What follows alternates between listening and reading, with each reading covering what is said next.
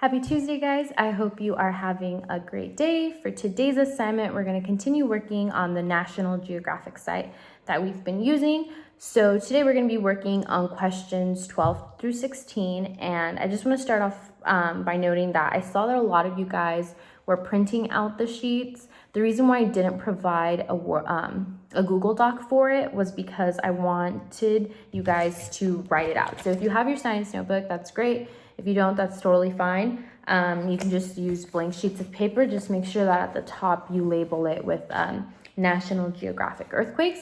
And then I want you to list the questions as you're going. So today we're starting with 12. So you would just write a 12 and then your answer. Then you'd go to 13, 13, and then your answer. So I don't want you guys to think you have to print them out or think that you have to write over it. It's just there so that you guys can see what the questions are.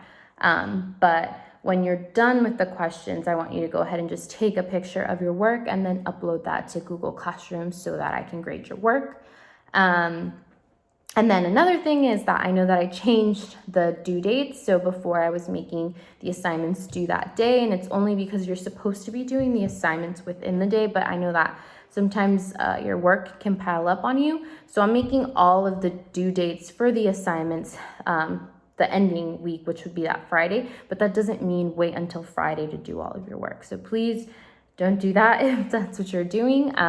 Make sure that you're turning things in a timely manner. That way I can get it graded and then I can give you guys feedback, because I know some of you guys have resubmitted things. If you resubmit things, I'm more than happy to grade it again, but just make sure that you're not waiting until last minute, because if you wait till last minute, it's harder for me to be able to go back and grade something that was due 2-3 weeks ago and be as lenient as I would be if it was within that week, because within that week I can help you figure out why you lost points and get you some of those points back. So just make sure that you're turning it in within a decent time frame.